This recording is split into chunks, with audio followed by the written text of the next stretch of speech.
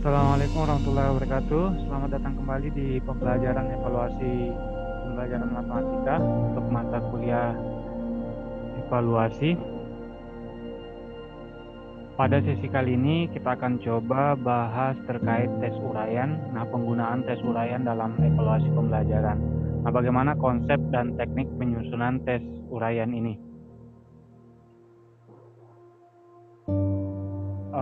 Secara teoritik, tes uraian dalam pembelajaran matematika itu merupakan prosedur matematis untuk mengukur tingkat kemampuan siswa. Tingkat kemampuan yang dimaksud di sini adalah kompetensi kognitifnya dalam menguasai bahan pelajaran atau kompetensi matematik yang telah diajarkan. Biasanya tes uraian itu berupa seperangkat soal yang bisa berbentuk tugas. Nanti di dalam seperangkat soal tersebut menuntut siswa untuk mengorganisasikan atau menyatakan jawabannya. Tes uraian. Tes uraian itu terdiri beberapa jenis. Yang pertama ada tes uraian terbatas. Terbatas istilah lainnya tes uraian objektif. Biasanya tes uraian objektif ini butir soalnya memiliki semacam jawaban dengan rumusan yang relatif lebih pasti. Artinya ada kunci jawaban, kemudian ada pedoman perskoran. Ini yang untuk tes uraian terbatas. Biasanya untuk mengukur terkait prosedur-prosedur tertentu yang harus dikuasai oleh siswa atau prinsip-prinsip dalam disiplin ilmu tertentu. Misalnya penggunaan formula atau rumus, penggunaan konsep-konsep tertentu seperti konsep teorema Pythagoras misalnya. Tes uraian ini kegunaannya adalah untuk mengevaluasi hasil belajar siswa yang sifatnya kompleks. Biasanya kemampuan yang dievaluasi biasanya bentuknya di mana siswa dituntut menjelaskan hubungan sebab akibat. Ada satu peristiwa, kemudian dianalisis hubungan sebab akibatnya. Kemudian melukiskan pengaplikasian prinsip-prinsip tertentu. Misal siswa dituntut untuk menggunakan prosedur formula tertentu. Mengajukan argumentasi yang relevan. Jadi relevan yang dimaksud di sini dikaitkan dengan satu standar tertentu. Artinya ada standar yang dijadikan acuan untuk mengukur argumentasi siswa.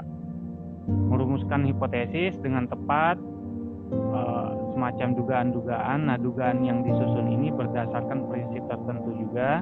Kemudian merumuskan asumsi yang tepat. Asumsi yang disampaikan oleh siswa harus sesuai dengan prinsip asumsi tertentu. Kemudian melukiskan keterbatasan data. Jadi intinya kemampuan yang dituntut di tes uraian terbatas atau tes uraian objektif ini ada semacam prinsip yang harus terpenuhi atau ada semacam standar yang harus dipenuhi. Kemudian terakhir ada menjelaskan metode atau prosedur. Menjelaskan satu konsep dengan atau prosedur tertentu, ya tentunya ada standar baku juga.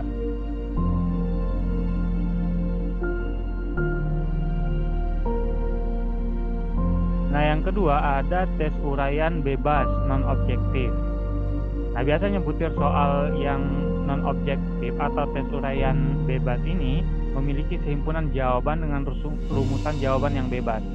Artinya argumen-argumen yang disampaikan oleh siswa itu bebas dan siswa bebas mengekspresikan gagasan atau idenya. Ini biasanya tidak terkait dengan prinsip tertentu. Itu bedanya dengan tes uraian objektif tadi. Ini biasanya meminta pendapat atau argumen siswa, misal terkait kondisi tertentu. Materinya tentu agak berbeda dengan dengan karakteristik materi seperti matematika. Biasanya kalau karakteristik soal tes uraian bebas, misal untuk pelajaran yang menuntut argumen atau gagasan siswa. Nah, sementara di pelajaran matematika itu menuntut penggunaan prosedur atau prinsip-prinsip matematika. Nah, biasanya di pelajaran matematika, tes yang digunakan adalah tes bentuk objektif. Perencanaan tes.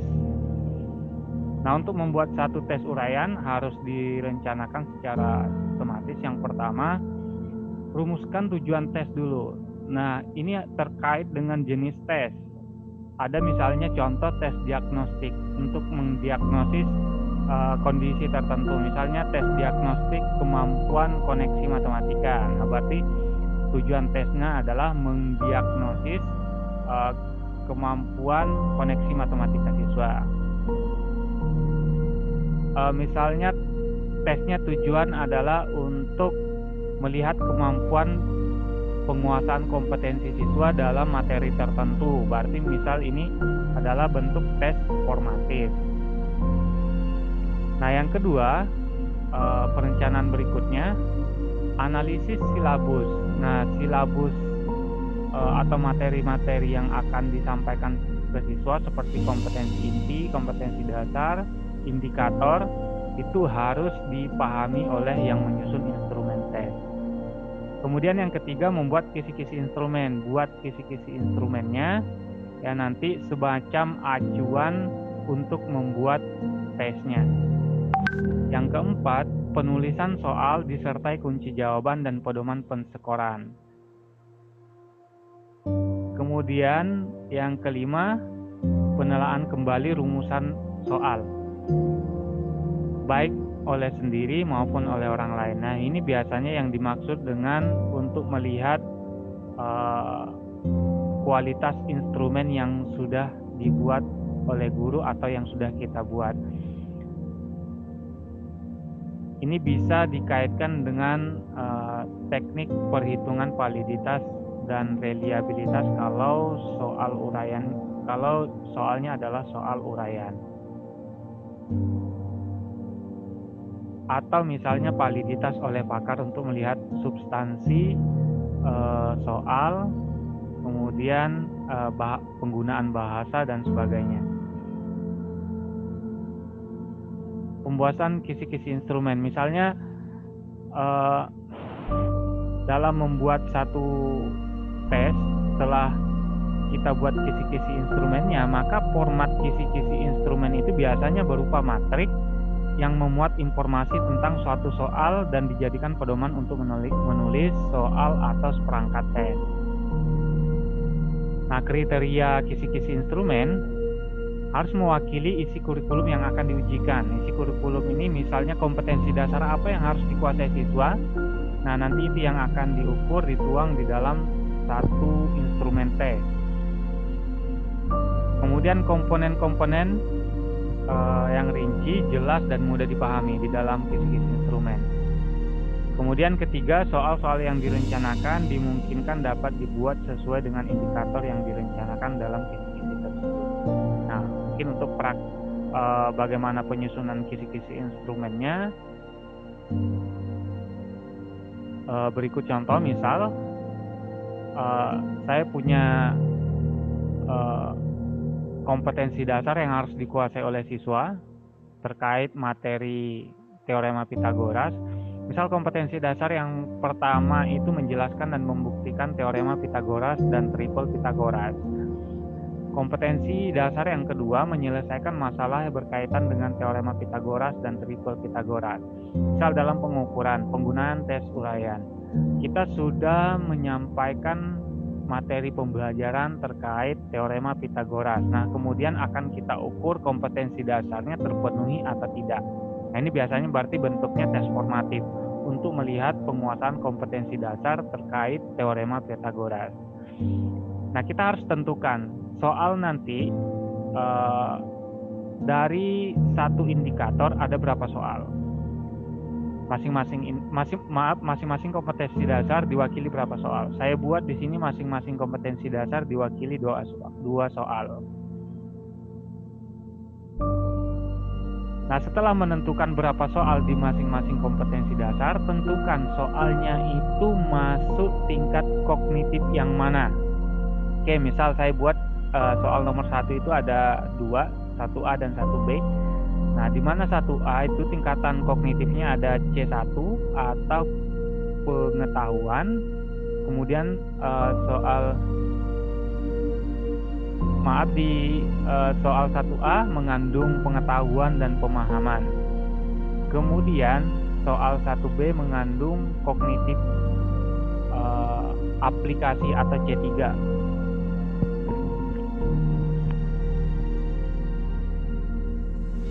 Soal yang kedua untuk kompetensi dasar pertama itu nomor soal 3. Jadi muatan kognitifnya itu C3 atau aplikasi. Kemudian kompetensi dasar yang kedua ada 2 soal. Yang pertama 2A. 2A itu tingkat kognitif yang diukur adalah C2, pemahaman. Kemudian nomor soal 2B yang diukur adalah C3 dan C4. Nah, ini agak soalnya lumayan menuntut tingkat kognitif yang tinggi, aplikasi dan analisis. Kemudian soal nomor 4 itu tingkat kognitif C3. Jadi intinya di masing-masing kompetensi dasar diwakili 2 soal. Kemudian penentuan skor tertinggi. Misal untuk soal 1A skor tertingginya adalah 3. Soal 1B skor tertinggi 6, aplikasi. Misal saya dasarnya adalah setiap soal aplikasi skor tertinggi 6. Setiap soal aplikasi. Kemudian soal nomor 2A itu pemahaman, saya kasih skor tertinggi 2. 2B karena mengandung C3 dan C4 saya kasih skor tertinggi 8. Kemudian soal nomor 4 mengandung tingkat kognitif aplikasi saja, soalnya menuntut kompetensi siswa pada kompetensi dasar 4,6 dengan tingkat kognitif C3 atau aplikasi skor tertingginya 6. Nah, apakah ada patokan penentuan skor tertinggi ini? Sebenarnya untuk awal penentuan skor tertinggi ini sifatnya subjektif atau ditentukan oleh guru. Misalnya untuk soal tingkat pengetahuan berapa, pemahaman berapa, kognitif aplikasi berapa, kognitif analisis berapa skor tertingginya. Ini sebenarnya subjektif, ditentukan oleh yang membuat instrumen atau gurunya. Kemudian nanti setelah diuji coba instrumennya, maksud uji coba ini ada pengukuran validitas dan reliabilitas instrumen. Nanti ada daya beda dan taraf kesukaran. Nah, setelah pengujian kriteria instrumen tersebut, nanti baru ada ketentuan pemberian skor berdasarkan taraf kesukaran. Taraf kesukaran mudah berapa, sedang berapa, tinggi berapa. Nah, untuk awal sebelum uji coba, biasanya ini kan instrumennya baru penyusunan awal. Nah, ini sifatnya subjektif, tergantung gurunya mau ngasih skor tertinggi berapa. Lihat nanti karakteristik soalnya, mengandung tingkat kognitif yang mana. Jumlah soal ada 4, skor tertinggi adalah 31. Nah, bagaimana kalau misalnya siswa sudah menjawab soal-soal ini, kemudian sekiranya misal skor siswa 28. Nah, 28 itu harus kita konversikan ke nilai 100. 28 skor siswa dibagi skor tertinggi 31 kali 100. Ini contoh kisi-kisi instrumen. Nah, bagaimana contoh untuk penyusunan tesnya dan pedoman penskorannya. Oke, ini contoh soal. Misal ada 4 soal, kita terlebih dahulu harus menyajikan petunjuk pengerjaan, kemudian baru soalnya. Kita kasih soalnya. Ini soal yang nomor 1A. Ini mengandung pengetahuan, pemahaman, dan ini aplikasi yang B. Yang kedua, ini soalnya, soal, kemudian jawabannya. Buat ini pertanyaan yang A-nya, buat sketsa dari permasalahan. Nah, ini menuntut pemahaman siswa. Kemudian yang B, nah ini temukanlah rumus untuk mencari P agar tangga yang dimiliki Budi tidak mengalami penambahan dan pengurangan. Nah, ini aplikasi dan analisis. Kemampuan yang dituntut dari siswanya adalah kemampuan aplikasi dan analisis. Nah, untuk melihat tingkat kognitif aplikasi dan analisis itu seperti apa, karakteristiknya, apa yang dituntut dari siswa, kemarin sudah disampaikan di materi sebelumnya terkait operasional di masing-masing tingkat kognitif. Kemudian yang ketiga, buktikan apakah segitiga di bawahnya merupakan triple Pythagoras. Nah, ini pembuktian aplikasi, tingkat kognitif aplikasi. Kemudian yang keempat, mohon maaf ada kesalahan. Yang keempat juga menuntut aplikasi. Sebuah tiang bendera setinggi 3 meter memiliki bayangan sepanjang 5 meter dan jarak dari pangkal tiang adalah sejauh 2 meter. Buktikan apakah permasalahan tersebut merupakan triple Pythagoras. Nah, ini pembuktian. Kalau masih pembuktian, ini masuk dalam tingkat kognitif aplikasi.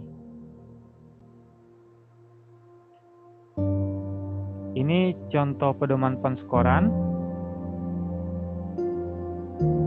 Ini kunci jawabannya. Skornya 1 kalau dia sampai ke pengetahuan, jawab. Nah, ketika dia sampai ke pemahaman di sini, skor 2. Nah, ini yang tadi untuk aplikasi. Misal kita minta dia merespon soalnya, kasih skor 1, kemudian dia menjawab, kasih skor 4, kemudian bagaimana dia memberikan kesimpulan, kasih skor 1. Jadi skor totalnya 6. Kemudian soal nomor 2, ini yang soal yang karakteristiknya tadi, karakteristik soal menuntut sampai tingkat kognitif analisis. Misal di A yang pemahaman tadi, pemahaman di sini kita kasih skor 2. Kemudian ini pengaplikasian, yang B ini pengaplikasian dan analisis. Analisis untuk melihat bahwa tangga tersebut tidak perlu mengalami penambahan atau pengurangan. Nah, di sini aplikasinya. Skor tertingginya untuk aplikasi dan analisis 8. Kemudian soal nomor 3 itu menuntut tingkat kognitif aplikasi. Skor tertingginya 6. Sama dengan soal nomor 1B tadi, skor tertingginya juga 6 untuk aplikasi.